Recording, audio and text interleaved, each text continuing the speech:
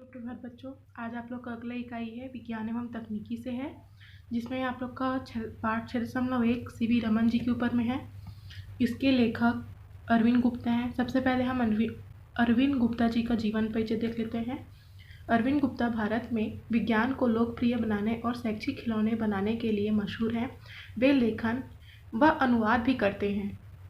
उनकी लोकप्रिय वेबसाइट पर खिलौने और पुस्तकों का विशाल भंडार है। अपने काम के लिए उन्हें कई पुरस्कार मिल चुके हैं, जिनमें बच्चों में विज्ञान के प्रचार प्रसार के लिए भारत सरकार का पहला राष्ट्रीय पुरस्कार 1988 में ये शामिल है।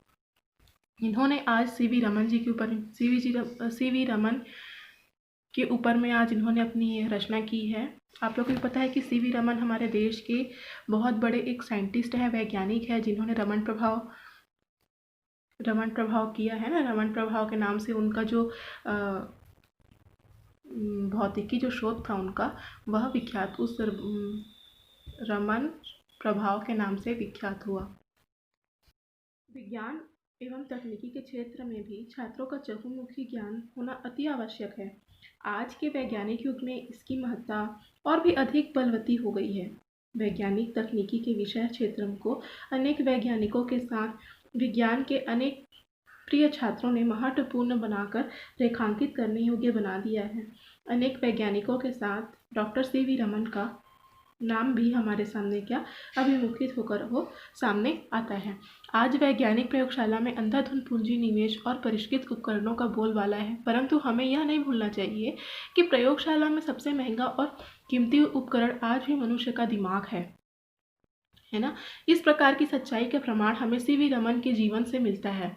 वे अकेले ऐसे वैज्ञानिक हैं जिन्हें भारत के विज्ञान के क्षेत्र में किए गए शोध कार्य के लिए नोबेल पुरस्कार से सम्मानित किया गया।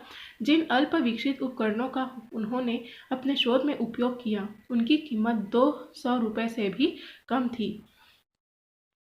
उन्होंने कम खर्च में बड़े बड़े शोध किए हैं। ठीक है। सीवी रमन जी का जन्म 7 नवंबर 1888 को तमिलनाडु के तिरुचिरापल्ली नगर में हुआ। उनके पिता भौतिक विज्ञान और गणित के व्याख्याता थे। रमन को बचपन से ही विभिन्न विषयों की पुस्तकें पढ़ने को मिली। उन्हें अपने पिता से संगीत का प्रेम भी मिला, जिसकी प्रकृति पर उन्होंने बाद में बुनियादी शोध भी किया। रमन की जो प्रारंभिक शिक्षा थी वह क्या थी, विशाखापट्टनम में हुई। उन दिनों क्या होता था कि कोई भी क्लास को पास करने के लिए आयु सीमा नहीं रहती थी, तो उन्होंने क्या किया, 11वीं वर्ष की उम्र में ही हाई स्कूल की परीक्षा उत्तीर्ण कर ली। 1902 में रमन ने प्रेसिडेंसी कॉलेज में दाखिला लिया और भौतिकी विज्ञान में प्रथम स्थान तथा स्वर्ण पदक के साथ 1904 में बीए पास किया। 1907 में एमए की परीक्षा में वे सर्वश्रेष्ठ छात्र घोषित किए गए। रमन का कद बहुत ही छोटा था, जिसने उनके लिए अनेक मुश्किलें खड़ी की। अक्सर उनके शिक्षक पूछते थे, क्या तुम सच में इस कक्षा के छात्र हो? महाविद्यालय की पढ़ाई समाप्त होने के बाद रमन को उच्च शिक्षा के लिए विदेश जाने की सलाह दी गई, परंतु मद्रास में सिविल सर्जन ने जब उनकी जांच की तो उन्हें लगा कि क्या है, रमन जी का जो कद छोटा है, तो जो इंग्लैंड की जो कड़ाके की जो ठंड है, उनका शरीर वह बर्दाश्त नहीं कर पाएगा। भारत में रहकर काम करने के लिए रमन सारी जिंदगी उस डॉक्टर के रीढ़ी रहे। रमन ने भौतिक विज्ञान में एमए किया। उन दिनों विज्ञान पढ़ने वालों के लिए बहुत कम नौकरियां होती थी। अन्य विकल्प खुले न होने के कारण रमन को कलकत्ता में वित्त विभाग में शासकीय नौकरी करनी पड़ी। यहाँ पर अरविंद गुप्ता जी आगे इनके बारे में बताते हुए कहते हैं कि वित्त विभाग में नौकरी करते हुए भी भौतिकी में रमन जी की क्या है, रुचि लगातार बनी रही। उन्होंने घर में ही एक छोटी प्रयोगशाला बनाई और वही प्रयोग करने लगे। एक दिन क्या हुआ, काम से लौटते समय उन्हें एक साइन बोर्ड दिखाई दिया, जिस पर Indian association for cultivation of science लिखा था। कहा जाता है कि रमन चलती ट्रेन से कूदकर वहां पहुंचे, जहां उनका स्वागत अमृतसर सरकार ने किया। इनके पिता महेंद्रलाल सरकार ने भारतीय विज्ञान का प्रसार करने के लिए 1876 में इस संस्था की स्थापना की थी। अब रमन शाम को अपने दफ्तर से लौटकर वहां की प्रयोगशाला में काम करने लगे। जल्द ही वे उच्च कोटि के वैज्ञानिक शोध पत्र लिखने लगे, जिनकी ओर विशेषज्ञों का ध्यान आकर्षित होने लगा था। ठीक है, आगे क्या लिखते हैं कि 1917 में कलकत्ता विश्वविद्यालय के कुलपति जो थे आशुतोष मुखर्जी, 1917 में कलकत्ता विश्वविद्यालय के जो कुलपति आशुतोष मुखर्जी ने रमन को विश्वविद्यालय में भौतिक विज्ञान की तारकनाथ वाली चेयर स्वीकार करने का निमंत्रण दिया। रमन फूले नहीं समा रहे थे। वित्त विभाग के बही खातों से बरी होकर अपने प्रिय विषय पर शोध करने के लिए वे स्वतंत्र थे। सन 1921 में एक सम्मेलन में भाग लेने के लिए रमन विदेश गए। उनकी यह समुद्री यात्रा भौतिक विज्ञान के लिए बहुत ही महत्वपूर्ण सिद्ध हुई। वे क्या किए कि वे समुद्र के गहरे पानी को क्या करते, निहारते रहे।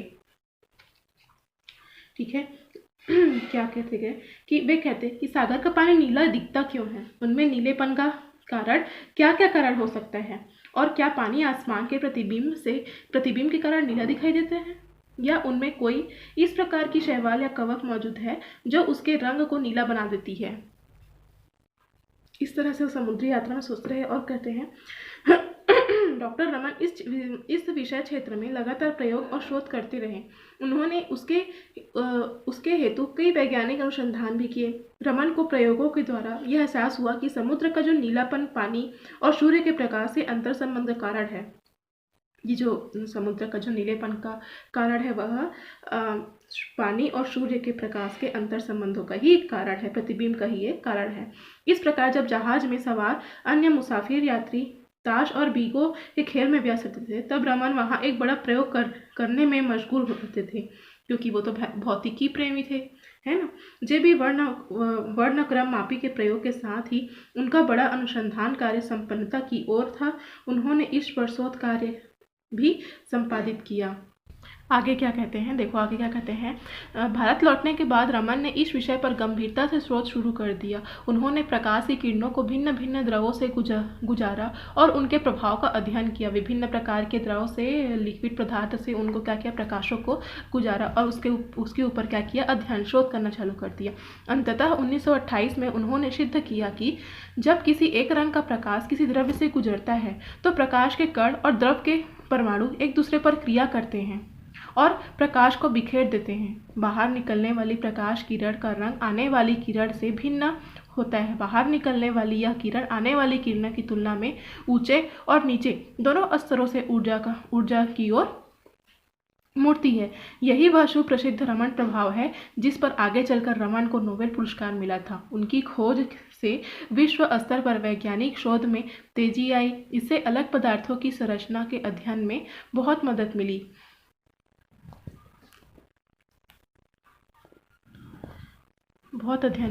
आगे क्या कहते हैं, इस बुनियादी शोध के बाद रमन पर सम्मानों की झड़ी लग गई। एक से एक उन्हें सम्मान प्राप्त हुए। अर्नेस्ट रदरफोर्ड ने रमन प्रभाव की खोज की घोषणा रॉयल सोसाइटी में की, जिसके बाद ब्रिटिश सरकार ने रमन को नाइटहुड के सम्मान से नवाजा। 10 दिसंबर 1930 को उन्हें दुनिया का सर्वोच्च पुरस्कार नोबेल पुरस्कार से सम्मानित किया गया। विज्ञान के लिए नोबेल पुरस्कार पाने वाले रमन पहले एशियाई और पहले अश्वेत व्यक्ति थे। उनसे पहले रविंद्रनाथ ठाकुर को साहित्य के क्षेत्र में यह सम्मान मिला था। रमन के बाद उनके भांजे सुब्रमण्य चंद्रशेखर को लगभग 50 वर्ष बाद 1983 में नोबेल पुरस्कार मिला। सदियों तक विदेशी ताकतों द्वारा शासन किए जाने के बाद इस अंतर्राष्ट्रीय गौरव से भारतीय वैज्ञानिक समाज का आत्मसम्मान बुलंद हुआ। एक भारतीय वैज्ञानिक को जिसने सारा शोध भारत में ही रहकर किया हो, दुनिया का सबसे बड़ा सम्मान मिलना सच में बहुत बड़े गर्व की बात है, बहुत बड़ी गरिमा है हमारे भारत के लिए। जुलाई 1933 में रमन को टाटा विज्ञान संस्था, वर्तमान में भारतीय विज्ञान संस्था जो बेंगलोर में स्थित है, वहाँ का प्रथम भारतीय निदेशक नियुक्त किया गया। अगले 15 वर्ष रमन ने इस संस्था में गुजारे और इस दौरान उन्होंने यहाँ विश्व स्तर का भौतिक विज्ञान विभाग स्थापित किया। उन्होंने अंतर्राष्ट्रीय स्तर में अनेक वैज्ञानिकों को प्रेरणा और प्रशिक्षण दिया। उन्होंने इच्छा किरणों विवर्तन, एक्स और अपने प्रिय विषय प्रकाश एवं पदार्थ के बीच अंतर संबंधों पर काम शुरू किया। रमन की जो विज्ञान विज्ञान के प्रचार प्रसार में इनकी गहरी रुचि थी, है ना, अच्छी थी और बहुत ही मजबूत पकड़ थी। वे विज्ञान का खूब और चहू और प्रचार प्रसार करना चाहते थे। वे अनेक विज्ञान के विषयों को भाषण में अपनाते थे। उनके भाषण का विज्ञान एक अभिन्न हिस्सा बन गया था। छोटे छोटे गूढ़ विषयों पर विज्ञान का दृष्टिकोण क्या हो सकता है, कैसे किसी कठिन विषय को सरलतापूर्वक समझाया जा सकता है, इस पर वे अपने ओजस्वी भाषण में कई बार व्याख्यान दे चुके थे। विज्ञान के द्वारा समाज का उत्थान और उद्धार कैसे किया जा सकता है, इस पर वह विचार करने लगे। इस पर उनकी गहरी चिंता बनी रहती थी। वे इस विषय पर काफ़ी प्रबुद्ध चिंतन रखते थे कि किसी भी विषय को सरलता से प्रस्तुत करना उनका एक विशेष दृष्टिकोण रहा था। वे भारतीय राष्ट्रीय विज्ञान अकादमी के संस्थापक सदस्य थे। रमन ने वाद्य यंत्रों के ध्वनि विज्ञान पर भी काम किया, इन्होंने उसमें भी शोध कार्य किया। उन्होंने अलग अलग वाद्य यंत्रों का प्रयोग किए तथा निष्कर्ष निकाला कि कौन सा वाद्य यंत्र किस तरह का ध्वनि निकालता है, किसी भी चीज़ से किस तरह की ध्वनि निकलती है और कैसे निकलती है, क्यों निकलती है, अध्यारोपित गतियों के सिद्धांत किस प्रकार क्रियाशील होते हैं और धनुष की डोर भी वैसे ही कंपनशील होती है। इस पर अनेक अनुसंधान कार्य संपन्न किए। तबला और मृदंगों की गति पर भी सम ईश्वरीय अनुसंधान कार्य किया। वे हमेशा वाद्य यंत्रों की नई नई ध्वनि तरंगों का अध्ययन करते रहते थे। वे सतत प्रयोगशील रहते थे। इस प्रकार उक्त विषय क्षेत्र पर अध्ययन करते रहे और 1943 में उन्होंने एक कंपनी शुरू की, Travancore chemical and manufacturing company limited नामक यह संस्था आज अनेक विषयों पर शोध और अनुसंधान कार्य कर रहा है। आगे क्या बोलते हैं आगे कि 1948 में सेवानिवृत्ति से पहले रमन ने बेंगलोर में खुद अपने शोध संस्थान रमन शोध संस्था की स्थापना की। इस संस्थान की विशेषता यह थी कि उसकी स्थापना के लिए सारी पूंजी व्यक्तिगत दाताओं से आई। उन्होंने 1970 तक अपनी वैज्ञानिक शोध कार्य जारी रखा। हमेशा की तरह रमन शोध संस्था में उन्होंने 2 अक्टूबर 1917 को महात्मा गांधी मेमोरियल व्याख्यान दिया।